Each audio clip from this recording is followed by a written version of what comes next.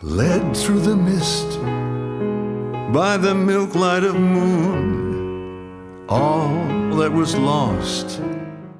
Welcome all, I'm EyeofSol.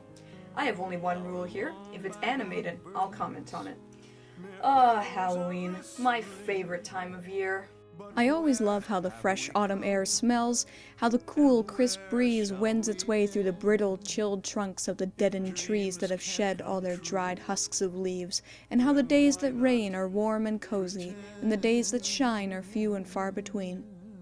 I also love that the depiction of horror, gore, and violence becomes socially acceptable, as well as allowing children to wander the streets at night, dressed all up with their faces hidden, so the murderers of the night can't see the look of terror on their faces as they raise their knives and... I forgot where I was going with that. Over the garden wall. Oh, that's right.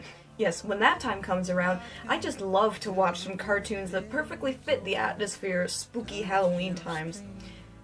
Which is to say, I don't watch any because most cartoons about Halloweens are silly and oftentimes shit. What I'm trying to say is, cartoons about Halloween are usually as atmospheric as an old air conditioner.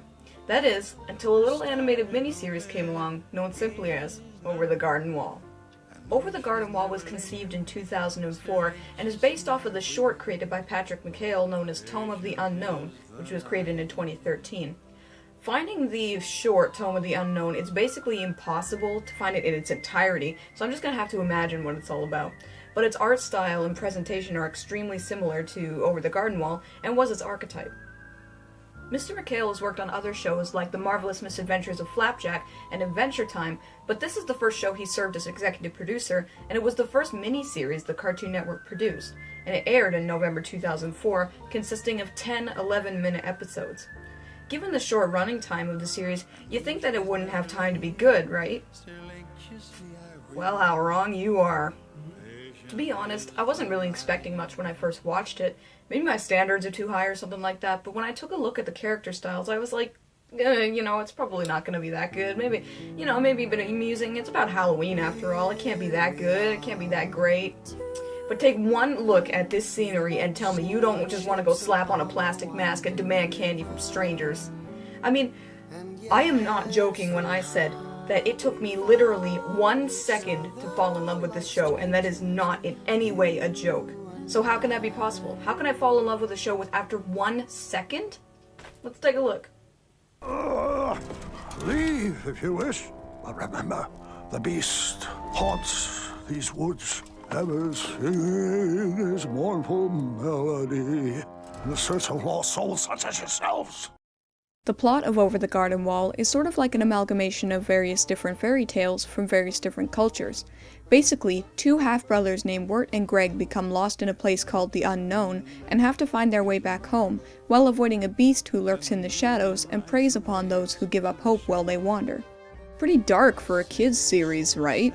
Well, personally, I don't think this is a kids series. It had some amusing comedy and some very cute-looking characters, but overall, the tone of the series is thickly blanketed in serious moments and grim imagery.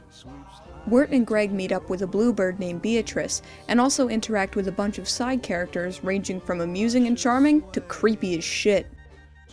So, since this is a mini-series, you're probably thinking it has no time to establish any form of interesting story or significant character interactions, right? Well, yeah, and no. Well, he's the butcher. I'm the butcher. The baker. Yeah. The midwife. The master and apprentice. The tailor. And I'm the tavern keeper. Who are you? While the characters are not by any means cardboard cutouts, they are a little off. Some of them do have backstories, like Wirt, Greg, and Beatrice, but there isn't really enough time to flesh them out, other than giving them basic personalities to run with. The main protagonist is Wirt, a worry-prone clarinet player who whispers poetry to himself at night. He sometimes spouts off some middle school level rhetoric for no reason at all, and treats everything like the end of the world. While I can say that I sympathize with Wirt's situation, having once been a misunderstood teenager who liked to write poetry and all that, I find his character a little bit hard to pin down. He's awkward and cautious one minute, then brave and defiant the next. Maybe I'm missing something here, but the way that Wirt acts like the world is always coming to an end reminds me of those people in high school who would obsess and freak out over the tiniest little things, and to me, that's not a fun character to have as a protagonist. Despite that though, I really do like Wirt. After thinking about it a bit, I suppose that maybe that was the goal, to accurately depict a teenager who constantly acts like a catastrophe is around the corner, and in doing so, creates their own catastrophe. And if so, they did a fantastic job, but sometimes I really do just want to slap some sense into him. Wirt does not treat his little half-brother Greg very well, mostly due to the fact that Greg is always screwing around and looking at life with a positive and silly attitude, whereas Wirt sees everything in a negative light. Having never had a little brother, I can't say I understand why he would treat Greg this way. Sure, he's silly and weird, but he's also cute and charming. My guess is that it's because he's a teenager, and teenagers are usually extremely self-absorbed, but I still think he's a little bit too harsh with Greg sometimes. Still, in time, Wirt shows his softer, sensitive side, and becomes much more likable as he does so. So, yeah, I can't say that Wirt is my favorite character ever, but he's still a wee bit endearing and amusing, just sometimes his gloomy nature can get a bit frustrating. On the other hand, there's Greg, who is as different as he could possibly be from Wirt. Greg is a happy-go-lucky little boy who carries around a nameless frog as a pet, wears a teapot on his head, and acts completely ridiculous most of the time. Greg never seems to recognize any of the dangers he faces, and he seems almost, well, slow. Now, I don't mean that in a bad way, but even when the stuff of nightmares is staring him in the face, he never loses his silly and positive demeanor. It's always fun to see what kind of crazy thing Greg will say or do next, and he's definitely one of the highlights of the series. Plus, Greg is just so damn adorable! Even though my default reaction to most children is, "Fuck you," I still found my stoic wall being chipped away by Greg's big, innocent eyes and naive smile. His voice is like the verbal representation of a kitten sleeping in a sock, and reminds me a little bit of Catbug from Bravest Warriors, but not nearly as tired and overplayed. Greg looks up to Wirt, his older brother, and treats him with kindness and respect.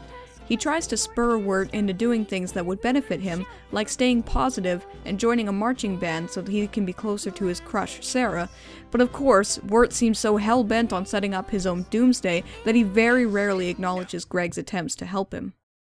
Greg is just a wretchedly adorable little bag of laughs, and is a welcome ray of sunshine through the thick fog of gloom.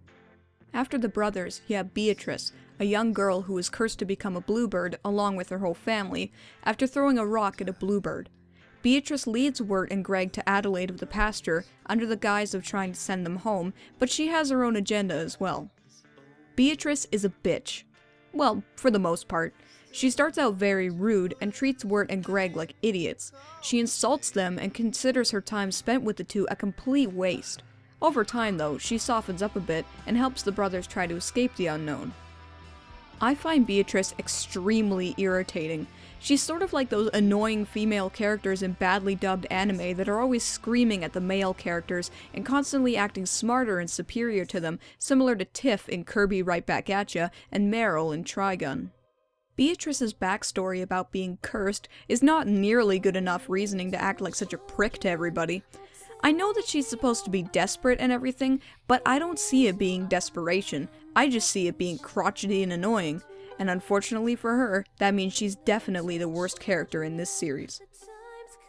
Now, normally I don't mention the side characters in a series very much, because I find they're almost never as interesting as the main characters themselves. This is one of those exceptions, though. Pretty much all of the side characters in this series are extremely weird and fascinating. Basically none of them have backstories or anything like that, but personally, I think that helps them develop mystique. Why are these people like this? Why did they choose to do these things? How long have they been doing the things that they do? This is what I meant in that the story is somewhat like an amalgamation of various fairy tales. This series takes almost no time to connect the side characters to the main story, with a couple exceptions, like the woodsman and Sarah, but that is actually their strength, rather than their weakness. They lend this sort of detached feeling to the series, as though Wirt and Greg are merely passing through the side stories like they've already played out before, and I find that concept kind of fascinating. In the end, the stories of these side characters always add something to Wirt and Greg's story, sort of like reading a fairy tale and taking the moral it conveys to heart. Whether or not that was the goal is up for debate, but in my eyes, I see the side character's story being more like a replaying of old events as opposed to something happening in real time, and given the weird nature of the unknown itself, my hunch may not be far off. The last character to mention is the main villain of the series, if you can even call him that. The Beast is a malevolent creature with two bright, empty eyes and huge antlers that lurks in the shadows and preys upon children who lose hope while wandering the unknown. He turns those children into edelwood trees, grinds them up into oil, and uses them to light his lantern. Holy fucking shit! This guy is one scary motherfucker. I mean, I'm a grown woman, and I love dark and just creepy shit, like you wouldn't even believe. But I still find this guy kinda just... The Beast is terrifying, man. You only get to see what he really looks like for literally a split second, and if you blink, you'll miss it. Everyone in the unknown is terrified of the Beast, and yeah, no fucking shit. Just look at him. Come, wayward souls who wander through the darkness. One thing that kinda sucks about him is that his voice is a little bit unfitting for someone so creepy and unsettling. He sings like Pavarotti, which is a little weird, but still, just keep that guy away from me.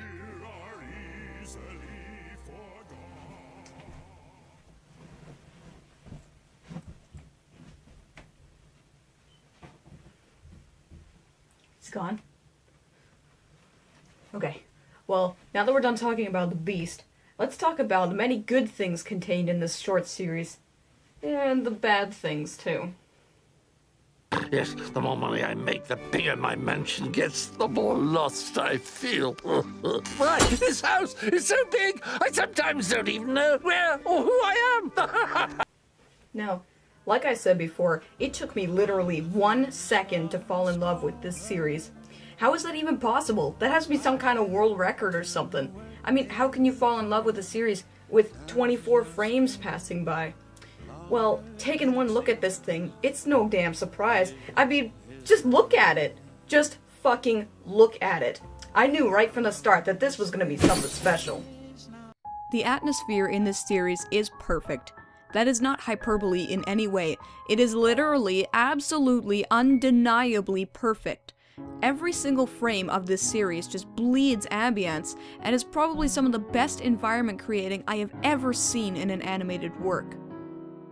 You can feel yourself stepping on the deadened leaves on the forest path as Wirt and Greg wander aimlessly. You get shivers from the chilled wind that causes the leaves to be softly shed from the dying trees. You tense up at the deep darkness that presses itself to the edges of the screen in a haunting vignette that never goes away and seems to say that that creepy beast bastard is watching you. Always watching you. Now, anyone who's been paying attention knows that atmosphere in an animated work is extremely important to me, which is one of the reasons I so greatly love shows like Gravity Falls, Samurai Jack, Mononoke, and Natsume Yujincho, but honestly, this show tops them all. I never thought I would be saying that, but it seems to be so. As far as I can tell, this series has, without even an ounce of a doubt, the most perfect atmosphere I have ever seen in an animated work, and that is one hell of an accomplishment.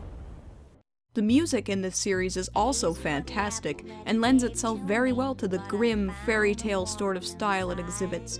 The songs in the show, like Into the Unknown and Potatoes and Molasses, are so goddamn catchy that I was singing them every day for a week after hearing them for the first time.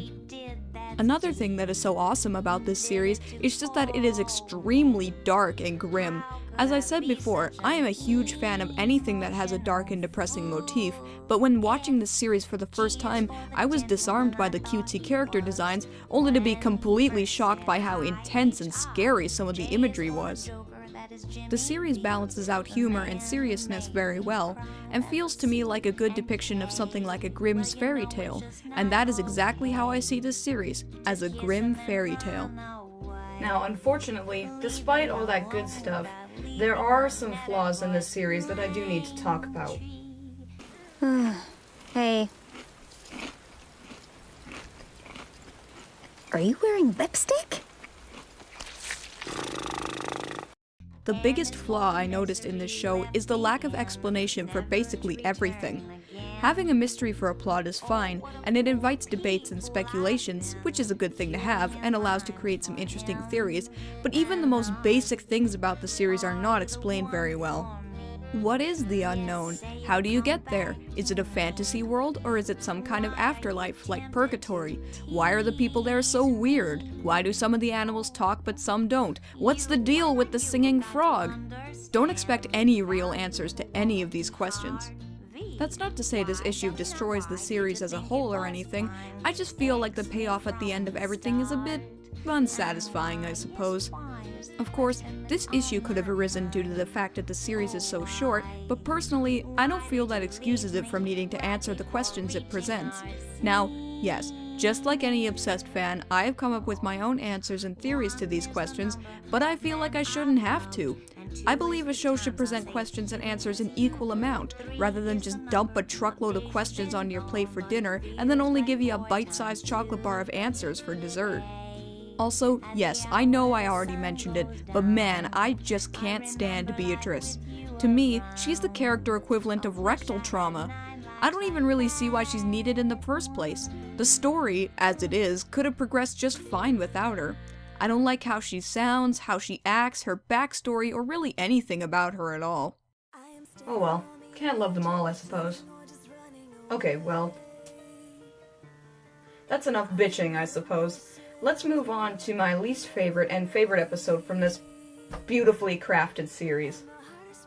So, given how short this series is, I think it's a bit unfair to have to pick a least favorite episode, to be honest. I mean, let me make it clear, I love every episode in this series, but if I had to pick a least favorite, I'd have to go with Mad Love. In this episode, Wirt and Greg need 2 pennies to ride the ferry so they can meet up with Adelaide of the pasture and potentially find their way home. In order to do this, they decide to scam an old tea company owner named Quincy Endicott by pretending to be his nephews. Now, as I said before, I really do like this episode, but the things that kill it for me are the prominence of Beatrice, the talking horse Fred, and just that it really doesn't have anything to do with anything, considering the end results of the boys' attempts to get the pennies. Plus, I find the atmosphere in this episode a wee bit less impressive than the other episodes. Still, I have forced myself to pick a least favorite, so don't take what I say here too seriously. Honestly, picking a favorite episode for this series was even harder than picking a least favorite episode. I mean, I consider the entire series just one long episode. One long, great episode. But if I had to pick one, which apparently I do, I would have to go with Babes in the Woods. In this episode, I actually can't even describe the plot for this episode. It's just that fucking weird. I'll try my best, though. Basically, from what I understand, Wirt starts to give up hope, making the beast start to claim him and turn him into an Edelwood tree. Greg dreams about a weird place called the Cloud City and tries to be a good leader for Wirt. I think. Seriously, that's all I can gather from this episode, but it's still my favorite. Why? Well, just look at it. It's so weird and strange, but it still manages to be heavily atmospheric. It feels like you really are watching the soft, unfocused dreams of a silly young boy, and the overall design of the episode reminds me of an old, creepy sort of Russian impressionist style rarely seen in other animated works. Plus, this episode focuses mainly on Greg, and Beatrice is barely in it at all, which is just the icing on the cake. Overall, while this episode isn't nearly as straightforward as the other episodes, and lacks some of the dark and grim imagery that makes this series so incredible, I deem it my favorite, simply because of how odd and surreal it is, but also warm and endearing, like the floaty, innocent dreams of a child. This series is something the likes of which I thought I would never see. Get the fuck off me, seriously. I can't think of another cartoon that so perfectly encapsulates the feeling of autumn, just with its cool, crisp backgrounds. Seriously, I can't even imagine another cartoon that had me engrossed from the first second based purely on its backgrounds as opposed to its characters itself. I commend every single person who worked on this amazing series for giving us their animated talent, and I thank you so much for giving me a series that has for once in my entire life left me completely speechless. I give Over the Garden Wall 4 eyes out of 5, which means it's an amazing series, but obviously it's got some things about it that do kinda suck. So, Over the Garden Wall. Is it watchable? Yes, I urge you to watch this. Is it enjoyable? With the exception of Beatrice, yes, absolutely. Is it memorable? Well, I doubt it's something I will ever forget.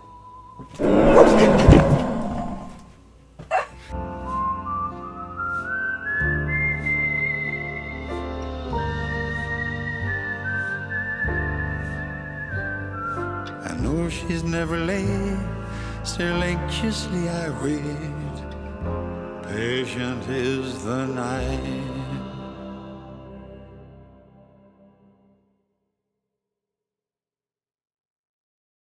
Thank you so much for watching my review of Over the Garden Wall. However, I would like just a moment of your time to talk about something very important. This is my father, Kevin George Charman. He passed away on July 18th, 2012 from kidney cancer after over 2 long years of fighting bravely to survive. He was 52 years old. He left behind me, my 2 older brothers, his mother, and his brothers, and we miss him every single day that he's been gone.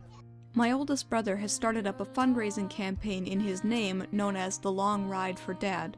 He will be driving on his motorcycle from Montreal, Quebec, stopping off in Vancouver, British Columbia, then riding to Ushuaia, Argentina, making his trip a total of over 30,000 kilometers and passing through 15 different countries along the way. All proceeds donated to the Long Ride for Dad campaign will go directly to kidney cancer research, and all donations are tax deductible. Please, even if you do not donate to his worthy cause, I urge you to follow this link and check out his story. Any and all support and donations are greatly appreciated. Thank you again. Hey, thank you so much for watching Eye of Sol. If you want to see more of me blah-de-blahing, hit subscribe to follow my channel, or click the links in the video to check out my Twitch channel and my Twitter page. I'll be posting more of these comment videos in the near future, so check back in for more new videos. Don't forget to share this with anyone else you think would love cartoons. Have an idea for an animated series or movie you want me to comment on? Leave me a message in the comments. I'll consider every suggestion I get. Thanks again for watching, and have a great day.